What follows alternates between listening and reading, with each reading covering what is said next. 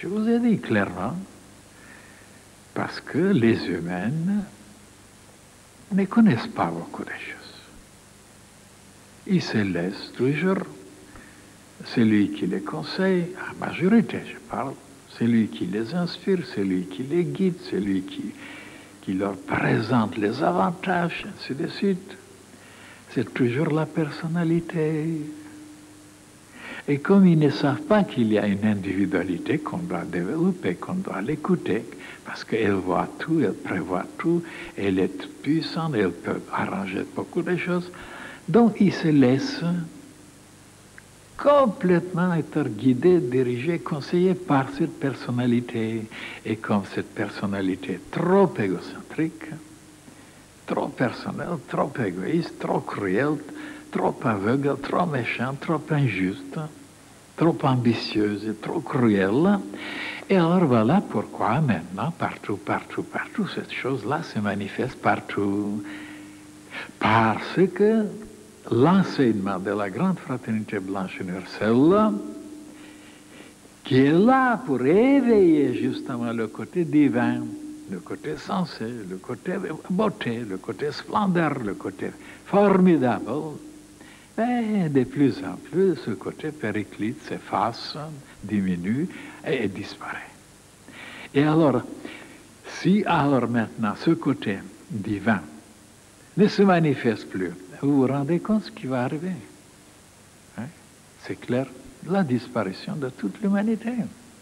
Ils vont se massacrer, ils vont s'égorger, ils vont se détruire, se déchirer. Parce que ce côté qui les inspire, ben, c'est le côté personnel. Toujours personnel. Seulement pour soi-même, ce qu'on s'imagine, ce qui est préférable, là où on sera riche, on sera plus important, on sera puissant, on dictera la situation. Donc ce côté personnel est la cause de tous les malheurs de l'humanité. De tous les drames, de toutes les catastrophes. Et si à ce moment-là, il y avait un autre côté qui se développe, un autre renseignement, une autre, n'est-ce pas, communauté, quelque chose dans le monde, pour éveiller le côté communautaire, le côté collectif, le côté fraternel, le côté universel, et non seulement purement le côté personnel limité, ben, tout peut être évité. Et oui, mais on ne peut pas comprendre encore ça. Les gens ne peuvent pas comprendre que tous les malheurs qui vont maintenant arriver, ils sont dus à cet assombrissement, à ce rétrécissement, cette limitation de soi-même, seulement la personne, seulement de voir seulement ses propres intérêts et de se tromper. Tandis que dans la fraternité, on tâche d'éveiller la conscience de la collectivité, de la fraternité, pour pouvoir élargir, s'unir, se comporter bien, aimer tout le monde. Et il n'y aura plus de guerre, il y aura la paix. Voilà, c'est simple, les enfants peuvent comprendre. Et pourquoi les gens les plus intelligents, les plus haut placés ne peuvent pas comprendre ça? Tous travaillent dans ce domaine personnel, leurs intérêts. Et voilà pourquoi il y a des lois qui ne veulent pas étudier.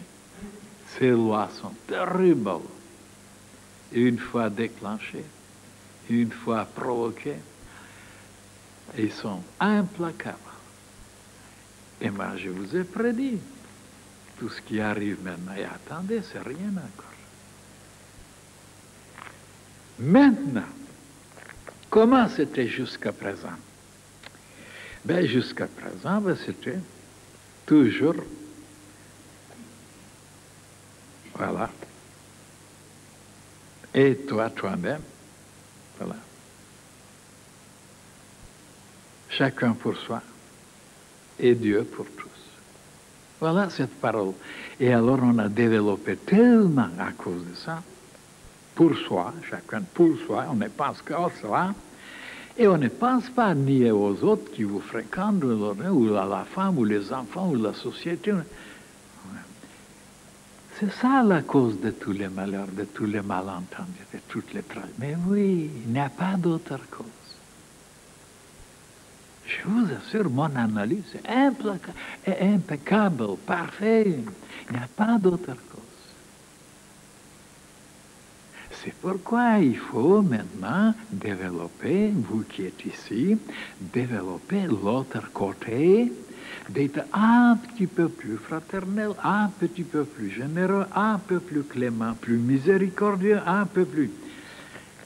Oui, mais alors à ce moment-là, il y a d'autres qui diront, d'après l'histoire, ils diront, oh maître, ce que vous nous racontez, c'est très dangereux. Pourquoi? Parce qu'en développant les bonnes qualités d'être doux, d'être gentil, d'être aimable, d'être clément, de pardonner aux autres, de ne pas avoir des choses, de fomenter, mais alors, on vous écrase, on vous piétine, on vous êtes massacré, vous n'êtes pas bien armé, et c'est tout à fait vrai. Et pourquoi c'est vrai? Eh bien, c'est vrai jusqu'à un certain point.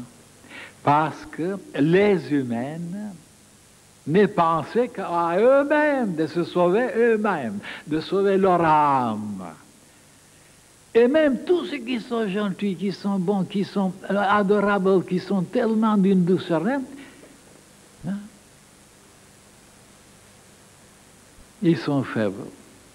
Ils sont pas armés, ils ne savent pas comment guérir, comment lutter, comment résister, comment. Et ils sont de plus en plus faibles, chétifs, vulnérables. Et voilà pourquoi on les a toujours vaincus. Parce qu'ils restent tout seuls.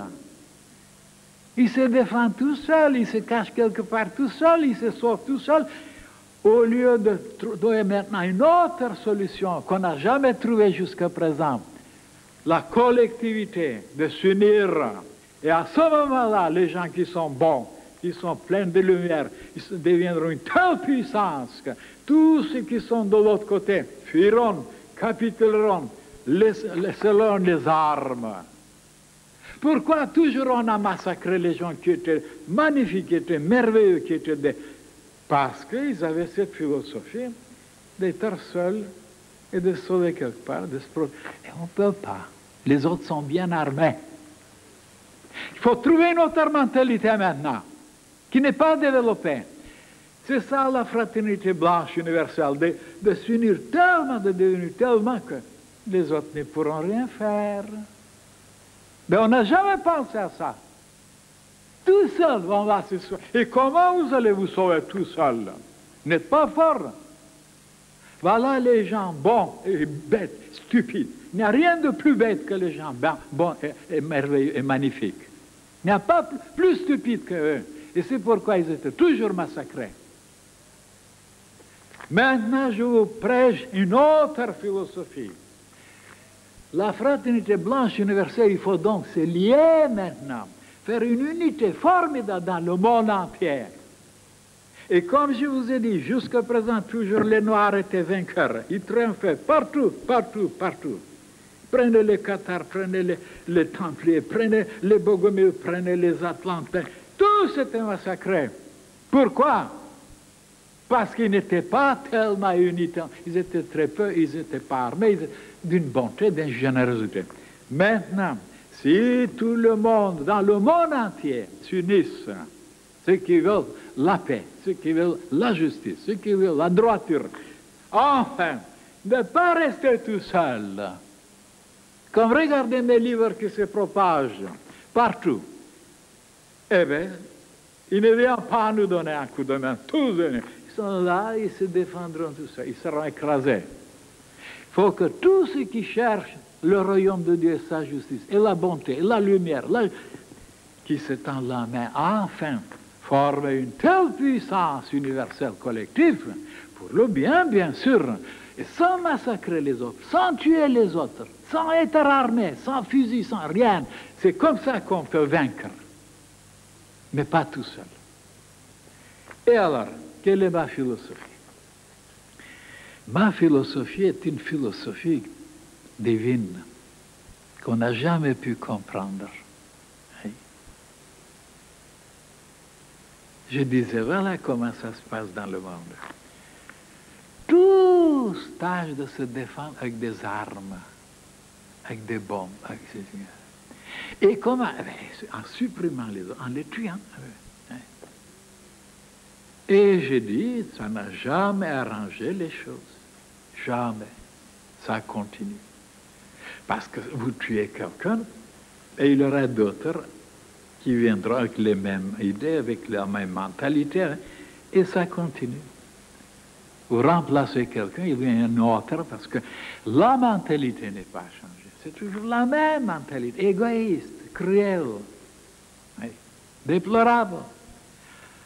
En changeant la mentalité, vous pouvez après remplacer tout ce qui vient. Ils seront magnifiques, ils seront merveilleux, parce que la mentalité est changée, pas les personnes.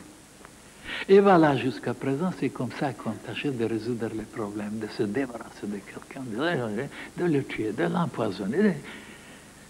Et on ne pouvait jamais se débarrasser. Jamais. Ben, vous tuez le moustique, il y aura toujours des moustiques. Tuez les guêpes, toujours des guêpes. Et les cerfs, toujours des guêpes.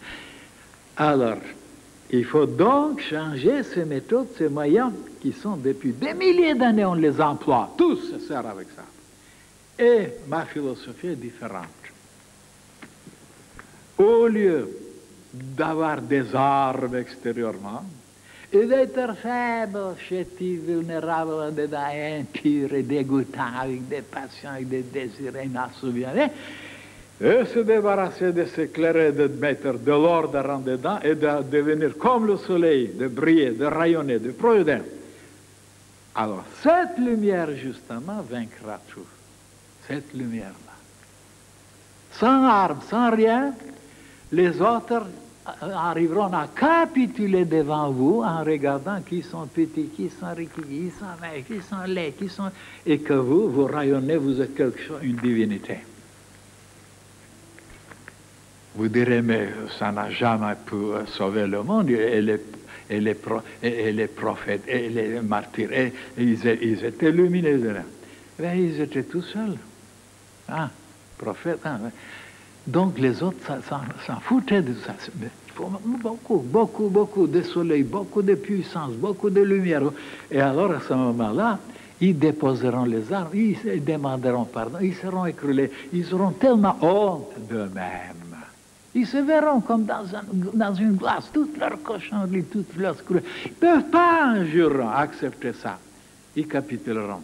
Et oui, mais étant donné que c'est très difficile et qu'il faut beaucoup de temps, beaucoup de patience, beaucoup de ténacité, beaucoup de volonté, beaucoup de sacrifice, ben les gens choisiront ce qui est plus facile, d'aller prendre des armes, c'est plus facile. Et de laisser les choses, les impuretés, les choses en dedans. Voilà. Pourquoi les humains choisissent ce qui est facile? Et en dedans, mais ils ne travaillent pas. Mais heureusement qu'il y a certains sur la terre qui ont choisi ce chemin-là. Il est long, il est difficile, mais il est le meilleur.